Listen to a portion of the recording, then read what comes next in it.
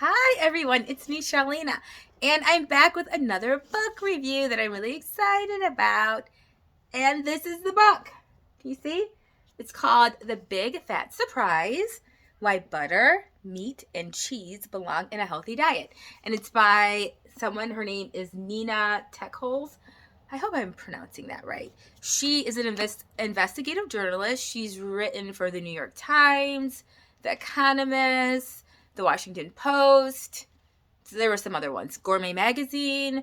I've actually had this book on my bookshelf for almost 2 years, and I haven't read it yet. So this is the perfect time for me to read it and review it. I'm really excited about it. And how did I find? Oh, this is how I found out about it. So a friend of mine was boasting about how he was losing all this weight and how he loved his new regimen. He was just like, yeah, I mean, I'm eating eggs and dairy and cheese and meat and butter, and I just love it. And I've cut out grains, and I've dropped all this weight. I'm almost at the weight I was when I was playing ball. And I also am cutting out fruit. You don't need all that fruit and vegetables. And that's when I kind of was like, and a pause.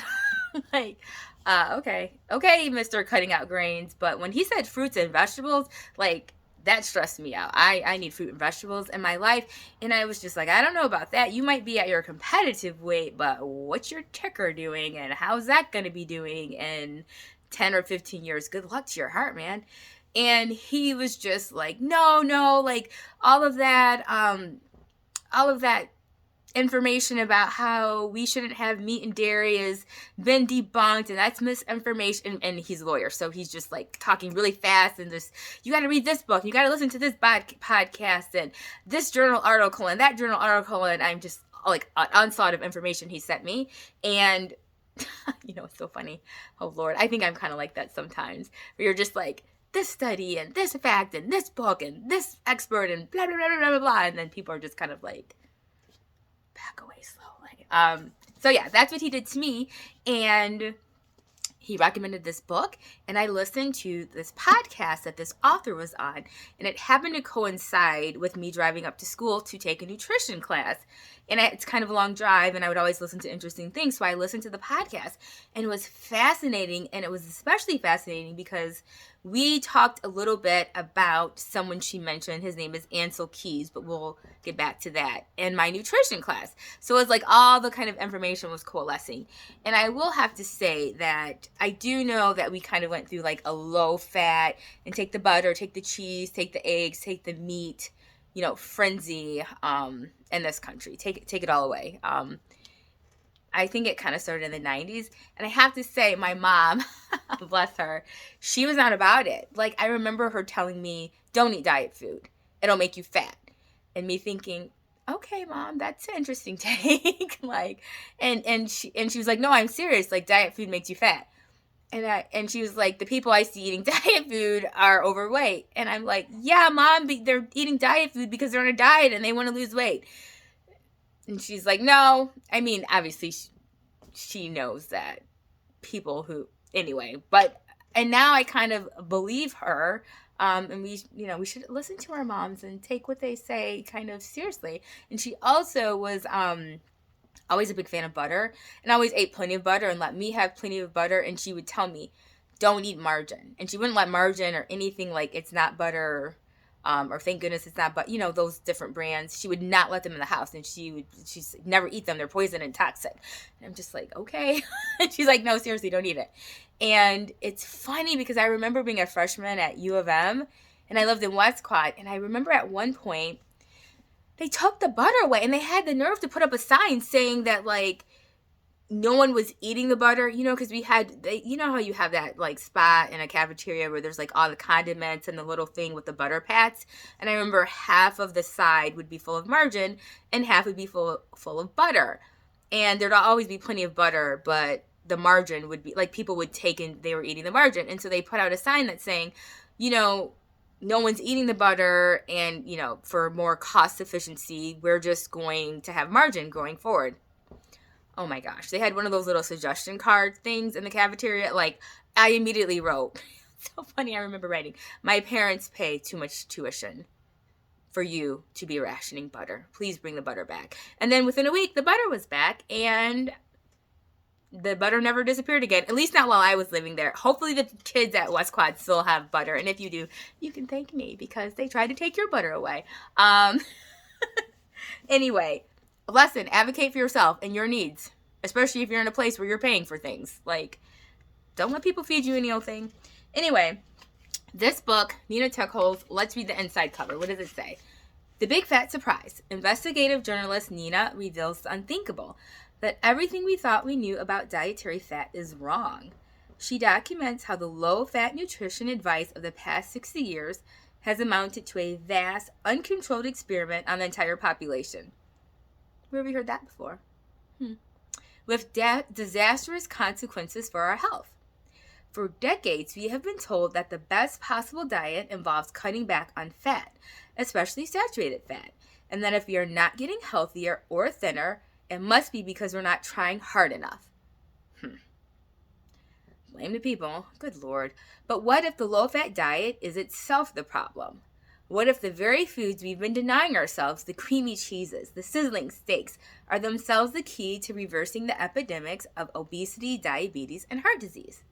In this captivating, vibrant, and convincing narrative, based on a 9-year-long investigation, Teicholz shows how the misinformation about saturated fats took hold in the scientific community and the public imagination, and how recent findings have overturned these beliefs. She explains why the Mediterranean diet is not the healthiest, and how we might be replacing trans fats with something even worse. The startling history demonstrates how nutrition science has gotten it so wrong, how overzealous researchers, through a combination of ego, bias, and premature institutional consensus, imagine any of that happening in America in this day and age, have allowed dangerous misrepresentations to become dietary dogma. With eye-opening scientific rigor, The Big Fat Surprise upends the conventional wisdom about all fats with a groundbreaking claim that more, not less, dietary fat, including saturated fat, is what leads to better health and wellness. Science shows that we have been needlessly avoiding meat, cheese, whole milk, and eggs for decades, and that we can now guilt-free welcome these delicious foods back into our lives. Let's see. What are the people, the little blurbs on the back, what do they say? Christiane Northrup, who's an MD and who wrote the New York Times bestseller Women's Bodies, Women's Wisdom, and the Wisdom of Menopause, says, at last, the whole truth about the luscious foods our bodies really need. Let's see, another MD who wrote Grain Brain, that was also a New York Times bestseller. His name is David Perlmutter. He says, Nina Teicholz reveals the disturbing underpinnings of the profoundly misguided dietary recommendations that have permeated modern society, culminating in our overall health decline. But The Big Fat Surprise is refreshingly empowering. This wonderfully researched story provides the reader with total validation for welcoming healthful fats back to the table, paving the way for weight loss and longevity. So I'm excited to see what this book holds. I will say, I know she'll be talking a lot about this name. This man, his name is Ancel Keys. I don't remember if he was a doctor or scientist or what.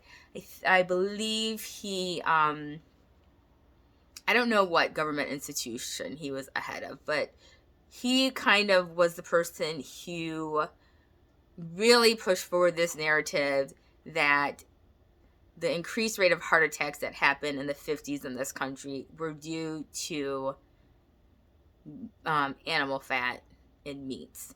And I believed he based this on a study, a very small sample size study done somewhere in Asia that seemed to have a correlation between eating animal fat, animal products, and heart disease.